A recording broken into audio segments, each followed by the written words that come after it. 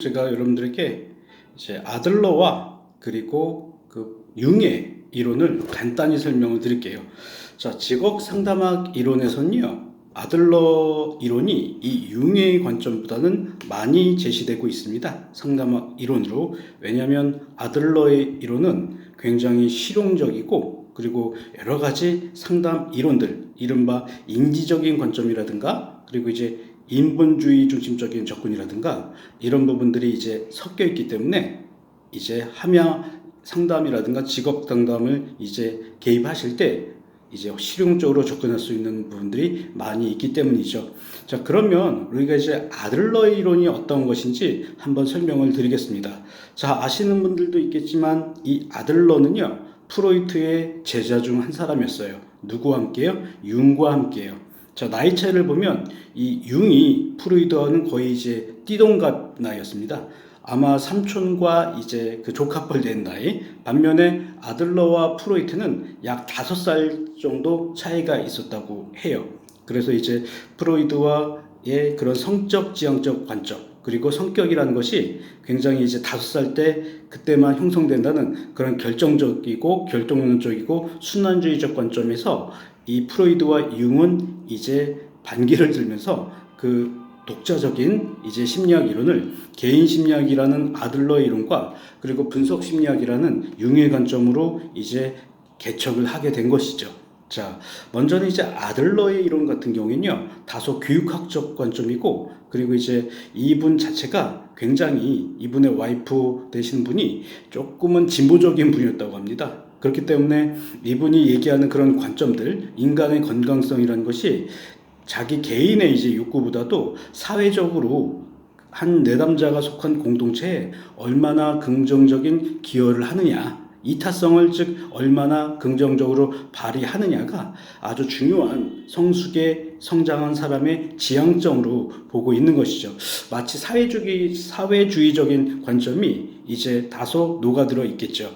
자, 아들러의 이론은요, 현재 중심 관점도 있지만 인간이란 존재가 미래에 대해서도 염두에 두고 있을 때 조금 더 이제 발달적으로 이제 성숙할 수 있고 건강한 삶을 살 수 있다는 관점으로 설명을 하고 있습니다. 자, 아들러 자체가 신체적으로 병약했다고 합니다. 자기 형에 비해 키도 작고 어렸을 때부터 몸도 많이 아팠다고 해요. 그 스스로가 열등감을 신체적인 요인으로 인한 것을 많이 느꼈는데 그때마다 그 친아버지께서 그 격려를 해줬다고 합니다. 그럼으로써 이제 그 자기가 성장할 수 있는 동력이 됐다고 하는데, 이른바 아들러의 심리학은 열등감과 그 우월성에 대한 욕구를 중요한 동력으로 보고 있어요.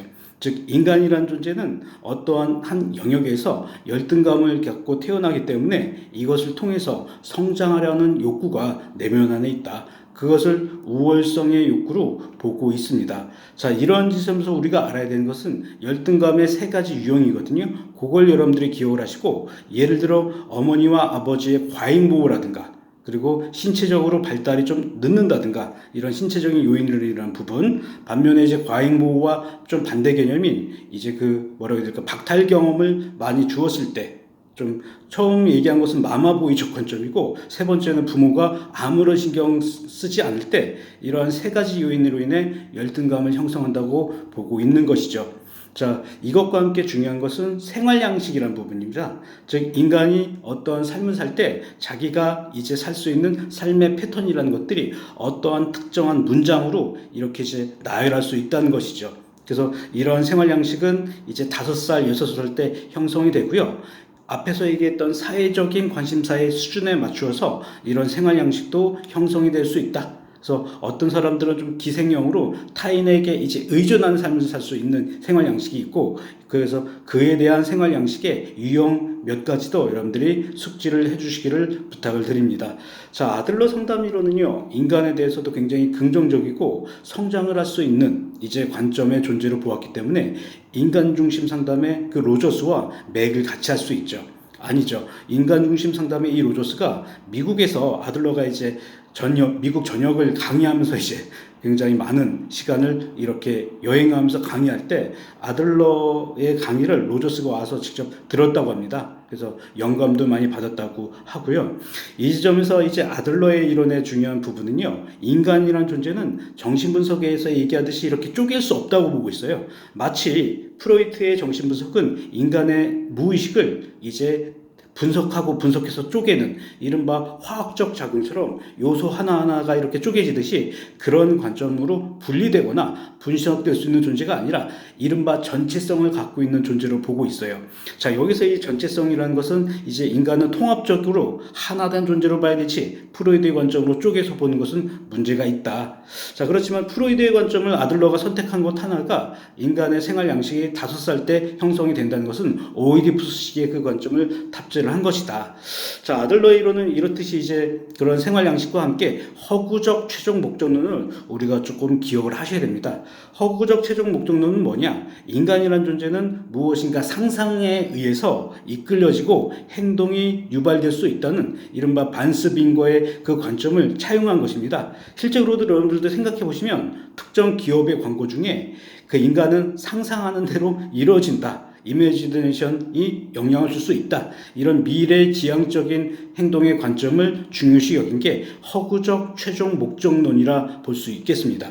그래서 이런 허구적인 최종 목적론과 함께 알아셔야 될 게 그 이제 주요 기법이죠. 예.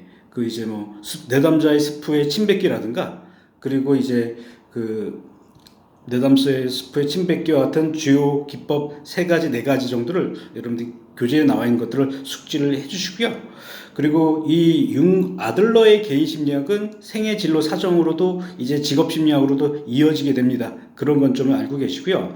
자, 이 지점에서 우리가 알아야 될 것은 이제 그 분석 심리학 융의 존재이죠. 사실 분석 심리학이 융의 심리학은요, 그 직업 상담학 이론에서는 비중이 그리 크지 않아요. 그래서 뭐 많은 이론의 이제 융의 내용을 정리하기에는 시간상 제한이 있기 때문에 핵심만 말씀을 드리자면 융의 이론의 중요한 부분은 일단 MBTI죠. 이 MBTI를 이제 마이어스 브리온과 그 후세대 학자들이 인간의 성격을 16가지 유형으로 분류를 했습니다. 그래서 이제 이러한 이제 성격의 유형이 16가지로 나누게 되는 그 동기에는요, 그 융의 심리학에서는 인간의 그 내면의 성격 요인들이 대극의 원리가 있다고 보고 있어요. 이렇게 이제 하나의 플러스와 마이너스 나누듯이 좋은 어떤 한 요인, 한 성향에 있어서 처음과 그 끝이 상반적으로, 예를 들어 내향적인 성격의 유형에는 이제 외향적인 성격의 유형이 있겠죠. 내향적은 이제 자기 내면적으로 이제 소수의 사람들과 좀 조용히 있음으로 성격을 유지하는 이제 그런 유형이고, 외향적인 성격은 많은 사람들과 관계를 유지하는 그런 이제 성격의 요인이다. 에너지가 외부로 가느냐 내부로 가느냐, 이렇듯 대극의 원리에서 이제 상정을 했고, 그리고 이제 이 융의 이제 분석 심리학은요, 집단 무의식이라는 그 개념을 이제 책정을 했습니다. 자, 집단 무의식은 융의 그 프로이트의 그 무의식 개념을 보다 심층적으로, 보다 포괄적으로 이제 만든 것인데, 이 집단 무의식은 뭐냐면요, 한 문화나 한 나라에서 그 내담자들이, 한 사람들이 꿈을 꿀 때 그들의 이제 역사적인 인물이라든가 신화적인 인물들이 꿈에 나온 것이었죠. 예를 들어 우리나라 같은 경우에 그 내담자들이 꿈을 꿀 땐 그 심청이라든가 이순신 장군이라든가 뭐 단군 할아버지라든가 이런 요인들이 꿈에 나옴으로써 이제 이런 것들이 집단적으로 하나의 문화 양식을 공유하고 있는 것들이 이제 마치 신화처럼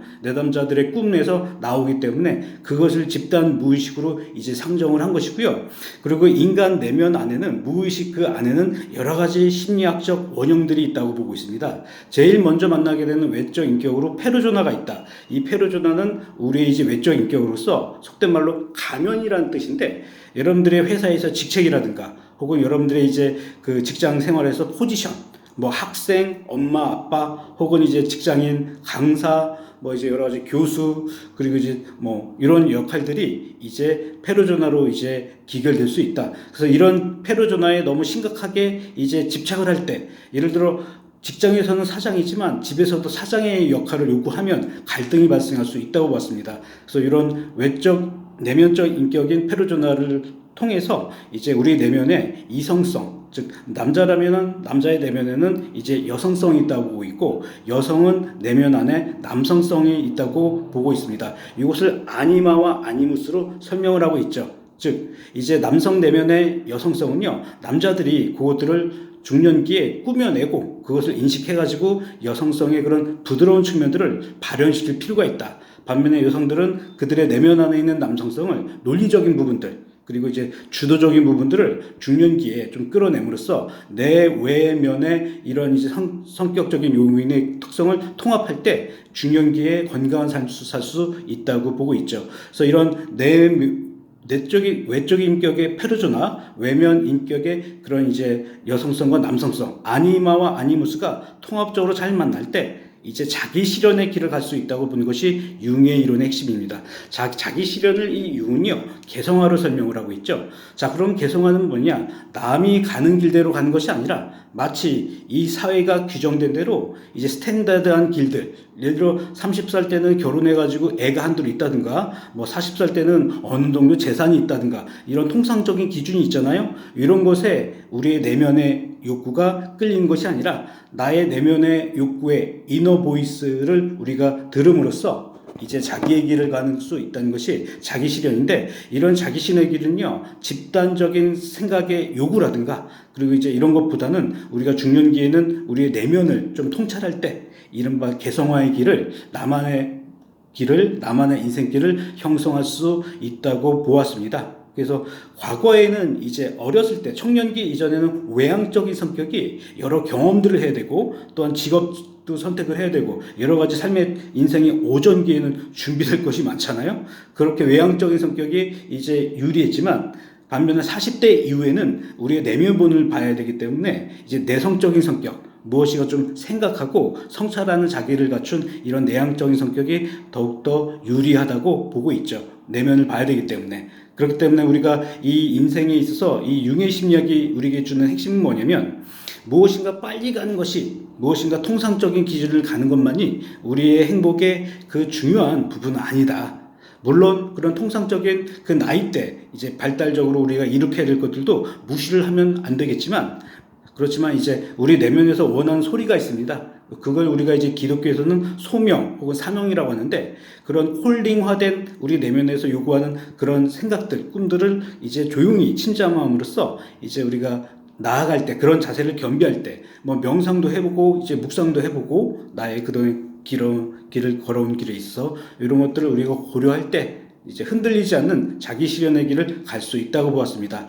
자, 오늘은 이제 분석 심리학과 융의 이론과, 그리고 이제 그 개인 심리학의 그 아들러의 이론을 간단히 설명을 드렸어요. 뭐 설명드릴 건 많은데 직업 상담학에서는 이제 핵심적인 부분만 많이 다뤘다. 그래도 융의 이론보다는 아들러가 좀 더 많이 나오는 거 알고 계시고 학습을 하시면 도움이 될 것 같습니다. 자, 이상으로 오늘 강의는 여기서 마무리를 하도록 할게요. 감사합니다.